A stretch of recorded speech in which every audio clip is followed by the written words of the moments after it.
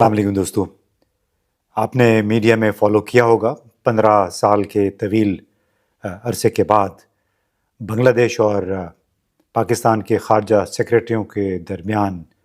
باقاعدہ بات چیت ہوئی 17 اپریل کو، اور اس بات چیت کے نتیجے میں اب یہ طے ہوا ہے کہ وزیر خارجہ اسحاق ڈار بھی جلد ہی بنگلہ دیش کا دورہ کریں گے۔ اب سیکرٹری خارجہ آمنہ بلوچ صاحبہ نے اپنے بنگلہ دیشی ہم منصب جاشم الدین کے ساتھ جو چھٹا دور تھا مذاکرات کا خارجہ سیکرٹریز کے لیول کا، اس میں حصہ لیا۔ اس کے بعد جاری ہونے والے ایک بیان میں یہ کہا گیا کہ مذاکرات کا یا مشاورت کا یہ چھٹا دور 15 سال کے وقفے کے بعد ہوا، اور اس میں دونوں فریقین کے درمیان خوشگوار ماحول میں تعمیری اور مستقبل کے حوالے سے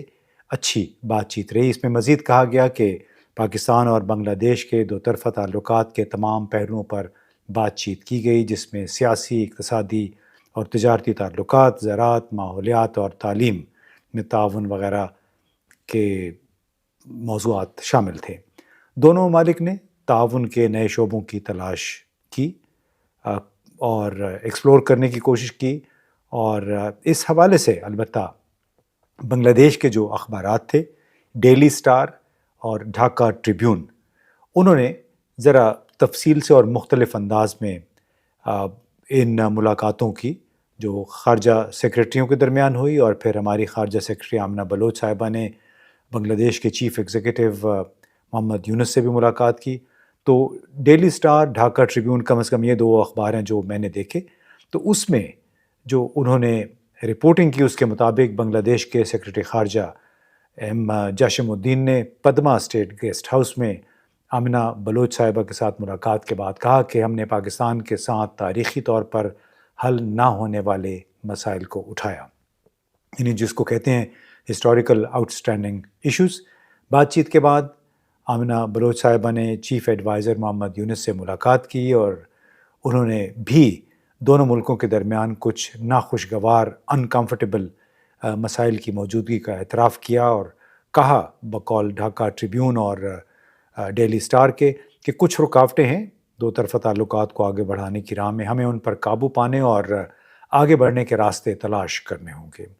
محمد یونس نے ماضی کی رکاوٹوں سے آگے بڑھنے اور اقتصادی تعاون کو گہرا کرنے کی ضرورت پر بھی زور دیا۔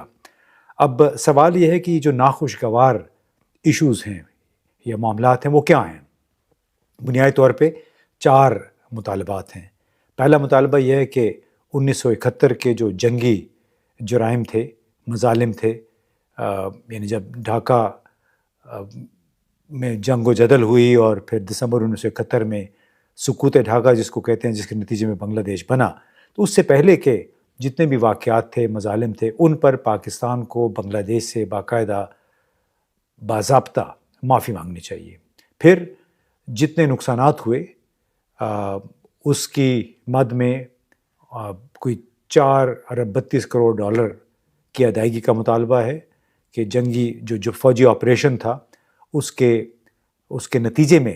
جو لوگوں کے نقصانات ہوئے۔ پھر بنگلہ دیش میں جو پھنسے ہوئے پاکستانیوں کی واپسی،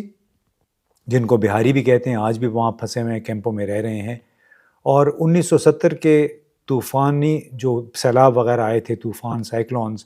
اس کے متاثرین کے لیے بھیجی گئی غیر ملکی امداد کی منتقلی۔ اب ایک بڑا ٹرکی ایشو ہے کہ معافی اور کمپنسیشن، یعنی زر تلافی، چاہے وہ جو جنگی جرائم سے متعلق تھا جس میں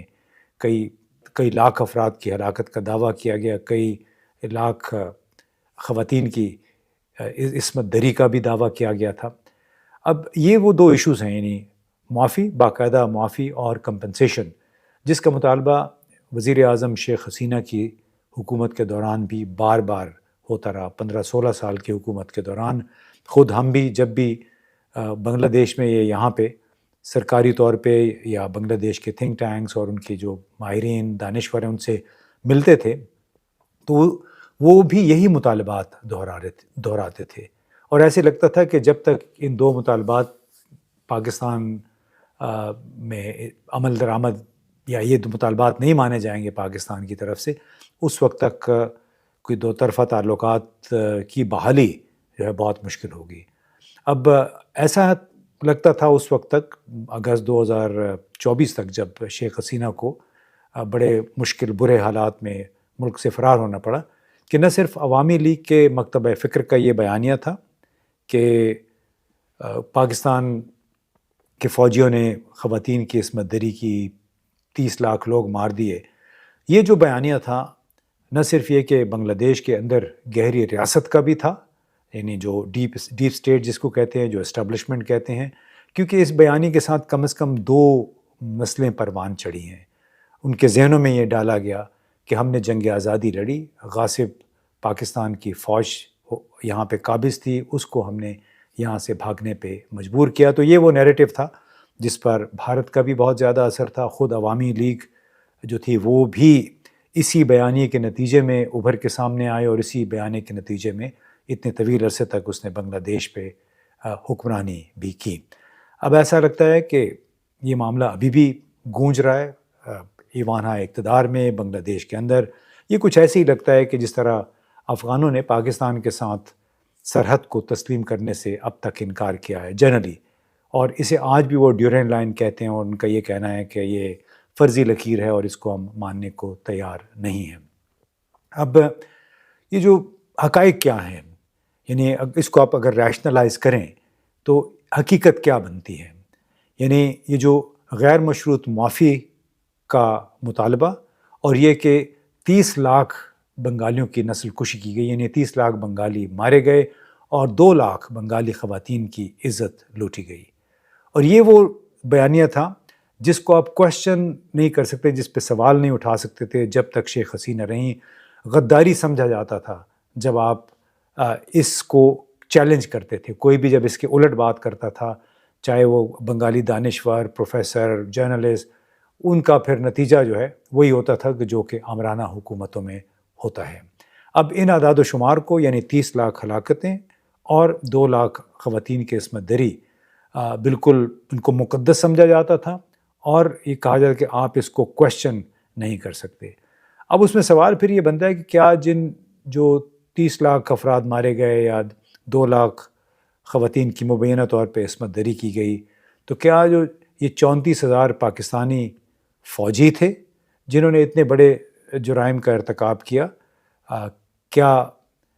ان کی جنگ کوئی 3 لاکھ کے قریب بھارتی فوجیوں اور مکتی باہنی، وہ مکتی باہنی جن کی باقاعدہ تربیت ہندوستانی فوج نے کی تھی، ان کے خلاف یہ لڑائی نہیں تھی؟ اور کیا پاکستان کی افواج، زیادتیاں تو بے شمار ہوئی ہوں گی، یقیناً ہوئی ہوں گی جنگ کی حالت میں۔ آپ دیکھ رہے ہیں جس طرح اسرائیل نے فلسطینیوں کے ساتھ کیا، جس طرح امریکہ ان دنوں یمن میں اور حوثیوں کے خلاف مسلسل حملے کر رہا ہے۔ اسرائیل 50,000 لوگوں کو مار چکا ہے، فلسطینیوں کو اس وقت تک مار چکا ہے۔ تو جب جنگ ہوتی ہے، میں یہ اس کی جسٹیفیکیشن نہیں پیش کر رہا، زیادتیاں بالکل ہوتی ہیں، لیکن اس کے جو اعداد و شمار ہیں اس کو ضرور کوشچن کیا جا سکتا ہے کہ کیا انسانی طور پہ ممکن ہے کہ 30 لاکھ لوگ مار دیے گئے، اور 34,000 اگر تمام فوجی بھی تھے تو انہوں نے 2 لاکھ بنگالی خواتین کی عصمت دری کی۔ اب جو سب سے اہم مطالبہ یہی ہے، ظاہر ہے کہ اب باقاعدہ طور پہ آپ معافی مانگیں، لیکن یہ معاملہ بالواسطہ براہ راست پھر جڑا ہوا ہے کمپنسیشن، زر تلافی، نقصانات کے ازالے سے، کہ اگر آپ یہ معافی مانگ لیتے ہیں تو اگلا سٹیپ پھر ہوتا ہے کہ آپ اسلام آباد سے پھر جتنا بھی زر تلافی ہے اس کا مطالبہ کریں گے، کیونکہ اگر آپ سمجھ لیں کہ $5,000 فی کس بھی اگر آپ نے معاوضہ دینا ہے، مثال کے طور پر 30 لاکھ لوگوں کے لیے جو کہ بقول بنگالی نیشنلسٹ کے پاکستانی فوج نے مارے، تو اس کا مطلب $15 ارب۔ اسی طرح اگر آپ نے 2 لاکھ خواتین کی عصمت دری کی، اور آپ سمجھتے ہیں کہ ان خواتین کو اب $10,000 ملنے چاہیے، تو اس کا مطلب ہے $20 ارب۔ یعنی یہ وہ مطالبات ہیں جو کہ اس وقت جس کی باز گشت سنائی دیتی ہے آپ جہاں بھی جاتے ہیں، اور اس میں سوال یہ پیدا ہوتا ہے کہ کس حد تک یہ اعداد و شمار درست ہیں، کیونکہ ماضی میں اقوام متحدہ کی سلامتی کونسل کی ایک قرارداد 687 ہوئی تھی جو کویت اور عراق کی جنگ تھی اس کے حوالے سے۔ اب جنگ تو چونکہ ظاہر امریکہ اس میں انوالو ہو گیا تھا، عراق کو شکست ہو گئی، کویت آزاد ہو گیا، اس کے نتیجے میں کوئی 15 لاکھ کے قریب جنگی معاوضے کی درخواستیں امریکہ کے پاس آئیں، اور مطلب جن کا تعلق براہ راست عراق کے ساتھ تھا۔ نقصانات کے لیے نقصانات کا تعین پھر کیا گیا اور ذمہ داری جو تھی وہ عراق پہ آئی، اور یہ کہا گیا کہ 52.4 ارب ڈالر اب کویت کے متاثرین کو ادا کیے جائیں گے۔ اب جہاں تک میری معلومات کا تعلق ہے، یہ 52 ارب ڈالر اب تک عراق کی حکومت اس جنگ کے لیے نقصانات میں کی مد میں ادا کر چکی ہے جو کہ 1990 میں عراق نے لڑی تھی کویت پہ، فوج کشی کر دی تھی اس وقت صدر صدام حسین نے۔ اب بہت سارے لوگ ہیں، بنگالی بھی اس میں کچھ شامل ہیں، بھارتی مغربی ممالک کے لوگ بھی شامل ہیں اس میں۔ وہ یہ جو 30 لاکھ ہلاکتوں اور 2 لاکھ خواتین کی عزت عصمت دری کے حوالے سے ان کو بہت وہ چیلنج کرتے ہیں، کیونکہ یہ کوئی انسانی طور پہ ممکن نہیں ہے کہ کوئی بھی فوج اپنے ہی ملک میں اتنی بڑی تعداد میں لوگوں کو مار دے اور اتنی بڑی زیادہ خواتین کے ساتھ زیادتی کر دے۔ اب بہت سارے بنگلہ دیش کے ماہرین ہیں، ان کا یہ کہنا ہے، جیسے بنگلہ دیش انٹرپرائز انسٹیٹیوٹ ہے، ایک پرائیویٹ تھنک ٹینک ہے، ان کے سربراہ ہمایوں کبیر صاحب کا کہنا ہے کہ پاکستان کی سرکاری معافی کا معاملہ جو ہے وہ کوئی اتنا مشکل نہیں ہے، اگر معافی مانگ لیں تو اس میں کوئی مذائقہ نہیں ہونا چاہیے، اور اس سے اگر دونوں ملکوں کے تعلقات بہتر ہوتے ہیں۔ اور انہوں نے کہا کہ یہ بڑا اچھا وقت ہے، دونوں ممالک آگے بڑھ سکتے ہیں۔ اس طرح ڈھاکہ یونیورسٹی کے پروفیسر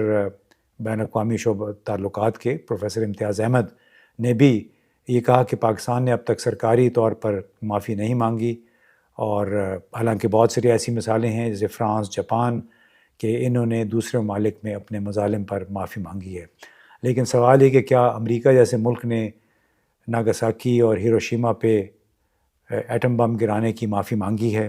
کیا افغانستان، کیونکہ یہ بیرونی قوت تھی، پاکستانی فوج تو اپنے علاقے میں مشرقی پاکستان میں آپریٹ کر رہی تھی، جاپان پہ